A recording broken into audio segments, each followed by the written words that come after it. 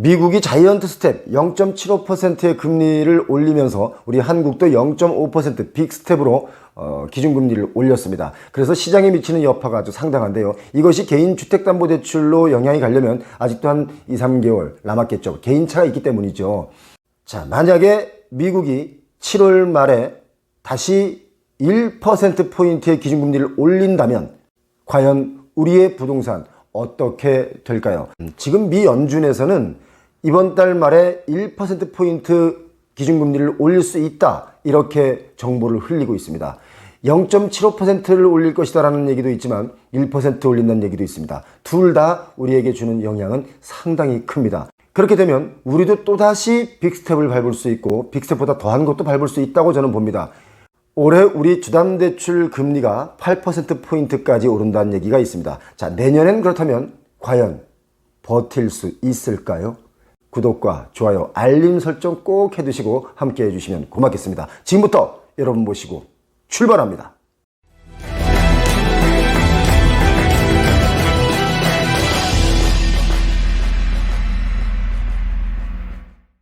얼마 전에 미 연준이 자이언트 스텝으로 0.75% 기준금리를 인상했습니다. 그런데 바로 이어서 또 7월에 기준금리를 1% 인상하겠다는 이야기가 급부상하고 있습니다.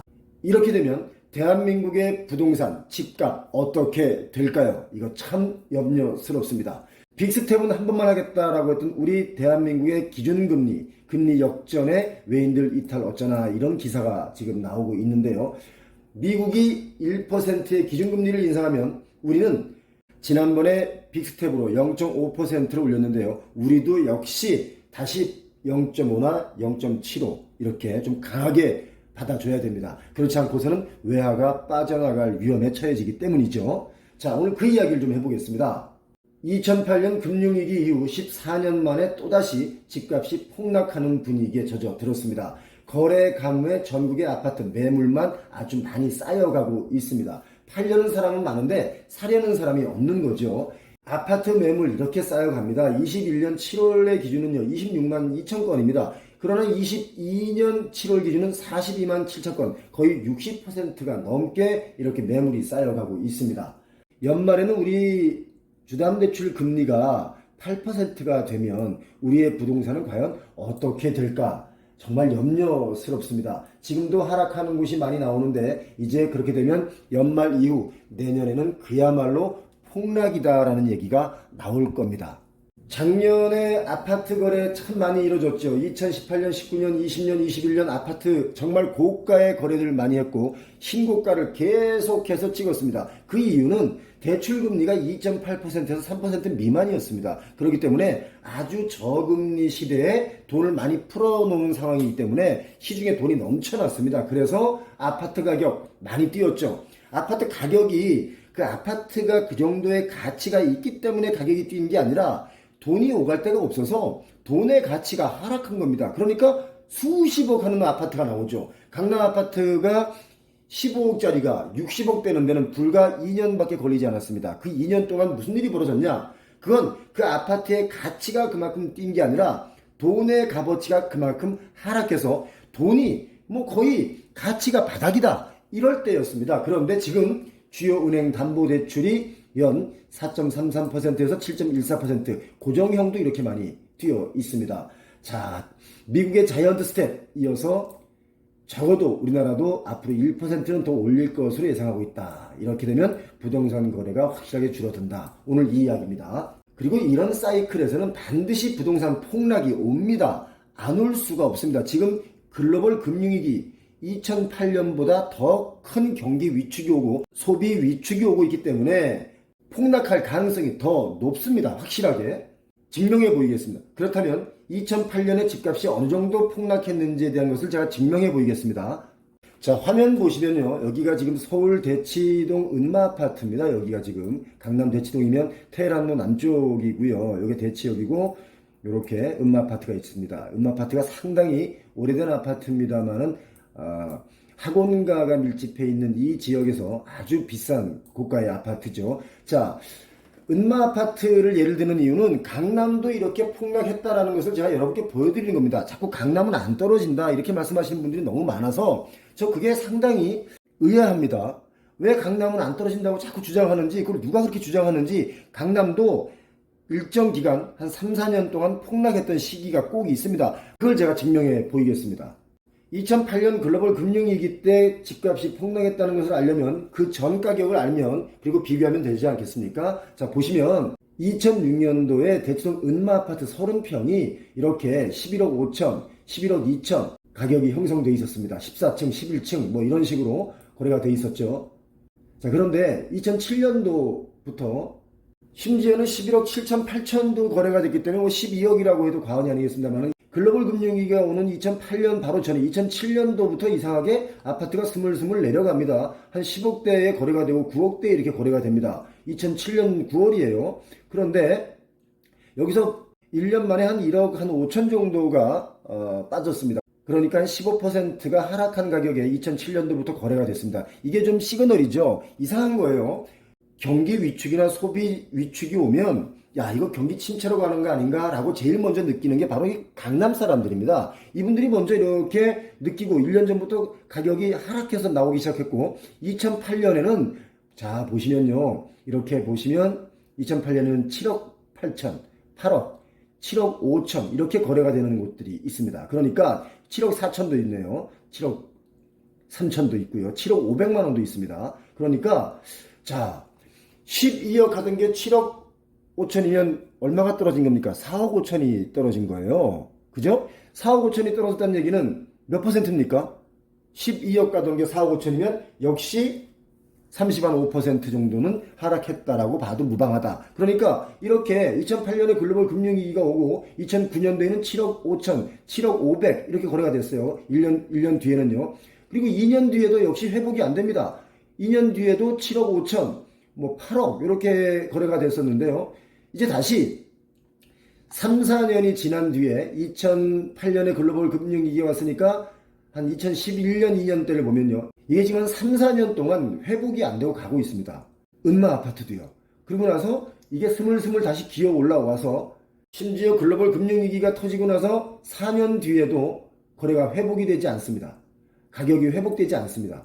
12년도에도 이렇게 7억 8천, 7억 5천, 7억 5천 5백, 7억 4천 이렇게 거래들이 되고 있습니다. 글로벌 금융위기가 터지고 4년 뒤까지 한번 내려온 가격은 올라오지 않고 있습니다. 이게 올라온 시점이 몇 년 뒤냐 보시면요. 쭉 보겠습니다. 최소 14년까지 6년 동안 올라오지 않습니다. 그러다가 15년, 16년 되면서 다시 이렇게 올라옵니다. 9억, 10억, 16년에 11억 이렇게 올라옵니다. 이렇게. 그러니까 최소 5, 6년 동안은 기본적으로 강남 아파트도 폭락한 상태, 하락한 상태에서 멈춰있다 이거예요. 이거 꼭 기억하셔야 됩니다. 왜 자꾸 강남 아파트는 떨어지지 않는다 이렇게 말씀하시는지 모르겠습니다. 저는. 그래서 신규 분양을 받으려고 해도 경기가 위축되기 때문에 매수 심리가 완전히 꺾였기 때문에 집값은 엄청나게 하락할 것이다. 저는 개인적으로 이렇게 예측합니다.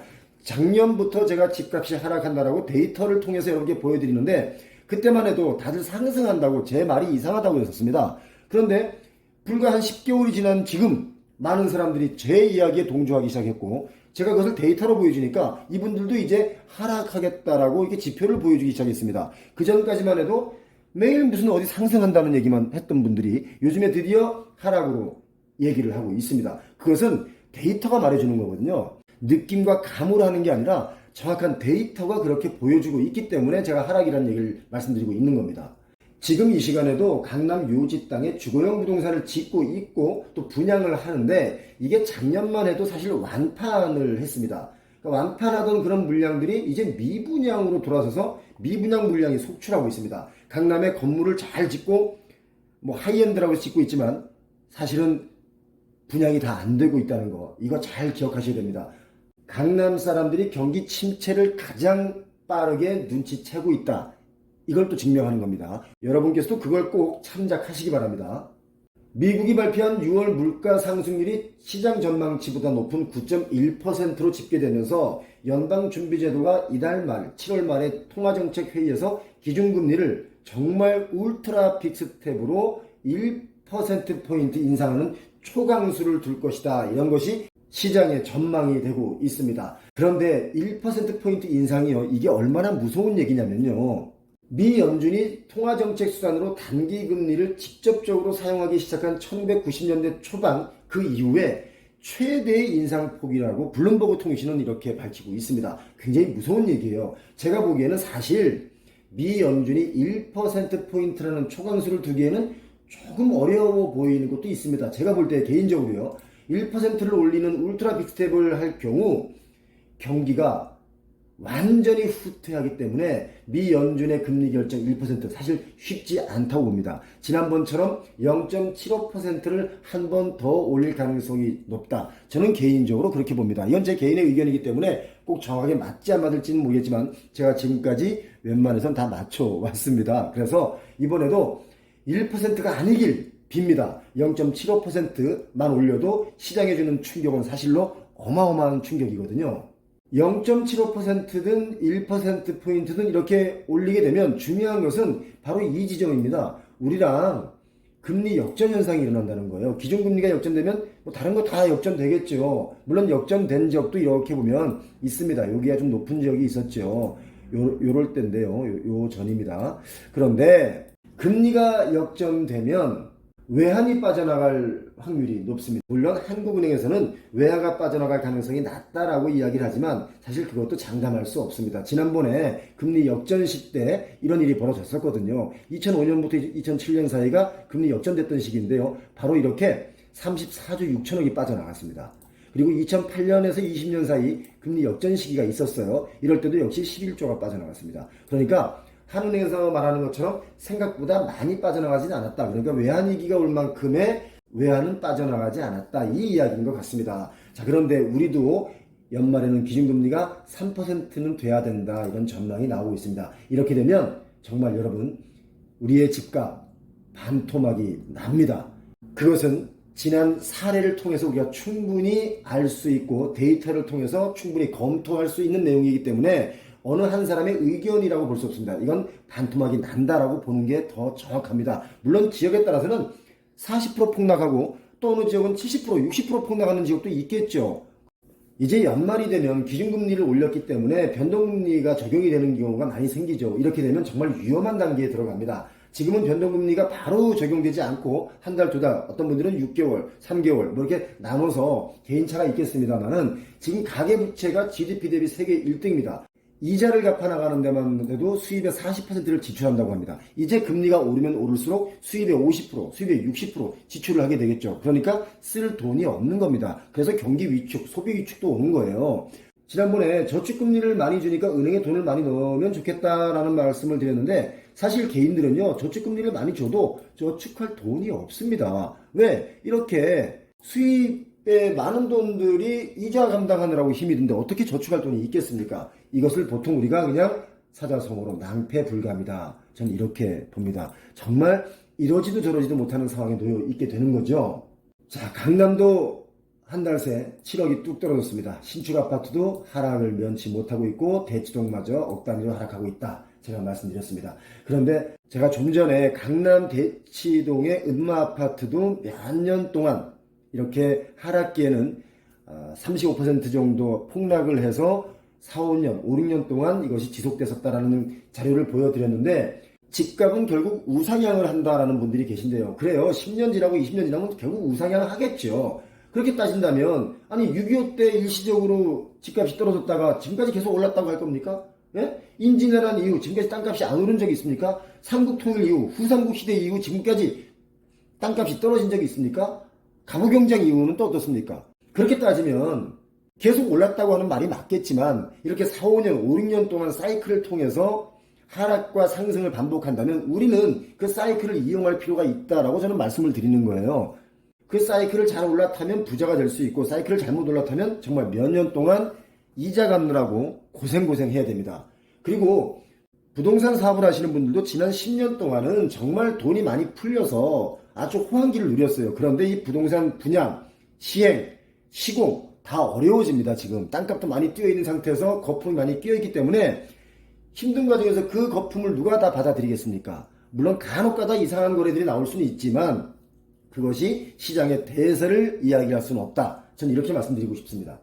내 집 마련의 꿈을 이루는 것, 또 빠듯한 수입에 재테크로 좀 더 나은 부를 만들어 보려는 꿈, 대한민국의 많은 중산층과 서민층이 경제적으로 시름시름 돈 걱정하는 것보다 좀 더 나은 경제적 자유를 만들어 나가는 데 도움이 됐으면 좋겠습니다. 오늘 이 영상도 조금이나마 여러분께 도움이 됐다면 구독과 알림 설정 꼭 부탁드리겠습니다. 그리고 함께 해주시면 고맙겠습니다. 오늘도 좋은 하루 되시고 행복하십시오. 고맙습니다.